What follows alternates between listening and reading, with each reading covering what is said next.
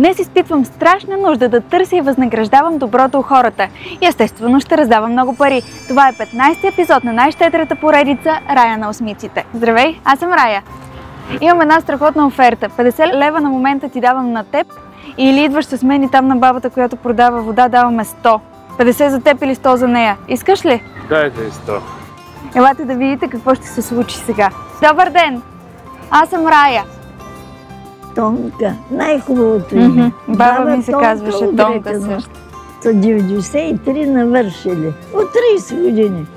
Идвам след обед по 2-3 часа. На това момче преди малко му предложих да му дам на него 50 лева или да дойде с мен и да дадем на вас 100. И той каза да дойдем да ви дадем 100. Как ще ми дават? Ние така ви даваме 100 лева. Да си купите нещо. Ти какво учиш? Фармация. Фармация, супер. Стискайте ми палци. Да, Димитър. За това, че ти реши да направиш добро, получаваш също 100 лева. Дано късмет да ми продължи. И късмет на изпита. Благодаря. Чао, хубав ден. Приятно ми е сега. Здравей, аз съм Рая. Рая на осмиците. С какво се занимаваш?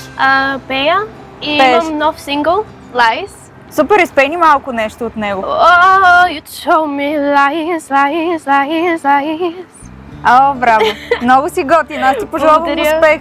Предлагам ти 50 лева на теб в момента да ти дам или да отидем и заедно на човек, който продава книги тук, да му дадем 100. Супер, добре. Да му дадем 100 лева на него. Ще ми помогнеш? Да. Хайде! Здравейте! Милко Велев се казвам. 34 години съм на тая улица. Това момиче се съгласи, вместо да вземе 50 лева за нея, да ви дадем на вас 100. Е така, без нищо, от нищото. Как така? Е така! Много яко. Благодаря ви много. Да. Колко яко. Е такова чудо! Това е Рая на осмиците, това е чудото. Да. А за това, че ти си толкова готина и толкова позитивна и подкрепяш доброто, ти също получаваш 100 лева. Много яко.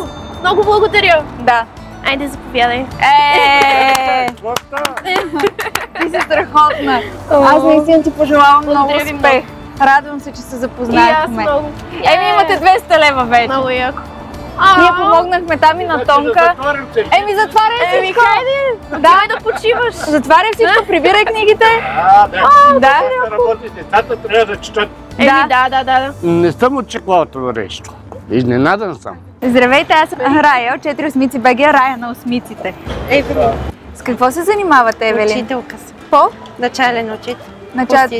Имам едно предизвикателство днес много бързо. Имате ли една минута? Да. Давам на вас 50 лева на момента или идвате с мен и даваме 100 лева на жената, която продава цветя, ето тук на светофара. 50 лева за вас или 100 лева за нея? Добре. Здравейте, как сте? Купуват ли си цветенца? Да. Аз предложих на Евелин, това е Евелин. Предложих и 50 лева на нея да дам на момента или да дойдем и заедно на вас да ви дадем 100 и тя каза да ви дам на вас 100 лева. Заповядайте. Изкарвате ли 100 лева на ден или не? Не. Очаквахте ли нещо такова да се случи?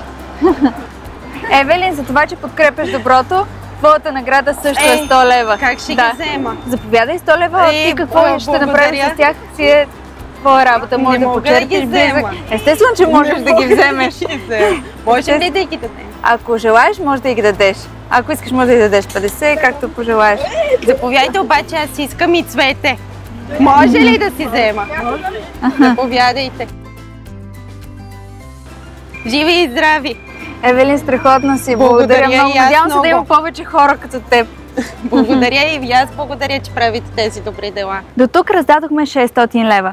И тъй като щедростта ни днес е безгранична, продължаваме с второто ни предизвикателство. Измислила съм нещо много интересно. Този сак е пълен с всякакви тежки неща.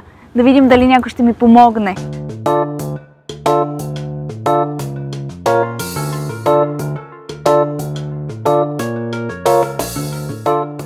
Извинявай, може ли да ми помогнеш само да пренесем през улицата? Че няма да ти казвам колко е тежко.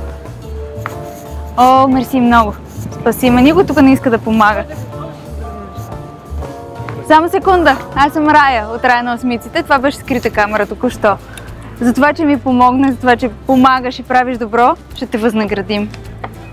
Моля те само да ми се представиш с няколко думи. Казвам се Боян, на 20. Да, с какво се занимаваш? В IT сферата. тези 100 лева са в момента за теб. Всичко добро! Благодаря на вас.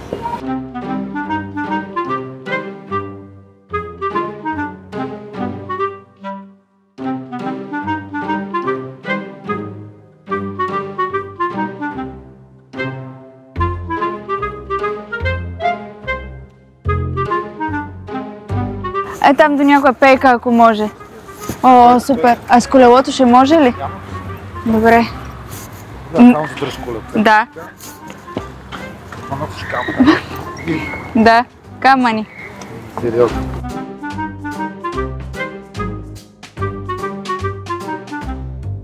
Къде че трябва да Ей, до тука. тук е? Да. Ще дойда да си ви взема. Да. Може ли да ми се представите с няколко думи? Мога да, Петър се казва. Това е скрита камера. Аз съм Рая. Рая на осмиците. Иначе не ми се налага в нормални условия чак толкова тежки чанти да нося. Не, няма нищо. Изчакайте маничко. Затова, че ми помогнахте и то без да ви моля. Аз просто си чаках и си бедствах там. Ми даваме 100 лева. Благодаря ви много.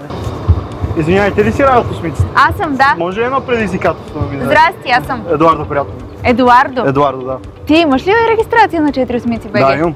И какво? Викаш тук без Рая с този сак да дойда да й помогна? Еми да. Добре, ще те помоля този сак да ми го занесеш ей там. Добре, къде И докато точно? вървим ще си говорим до някоя пейка. Добре, дай. Днеска помогнахме на там една баба продава цветя, помогнахме на един възрастен човек продава книги на Софийския. На много хора днес помогнахме, а сега ти ми помагаш на мен с сак. Ей, там виждам една пейка, там ще се спрем. Добре. С какво се занимаваш? Аз съм барман и сервитьор в едно заведение тук, на малките 5 кишета и... Да. Ей, за тука. Виж каква хубава пейка. За това, че ми помогна и то съвсем осъзнато направи добро към мен, аз ще ти се отблагодаря, като ти дам 100 лева. Благодаря много. Обнадеждена съм. Има добри хора. Раздадохме 900 лева. Ако искате и вие да се срещнем, последвайте ни в YouTube и социалните мрежи. Ваша Рая на осмиците.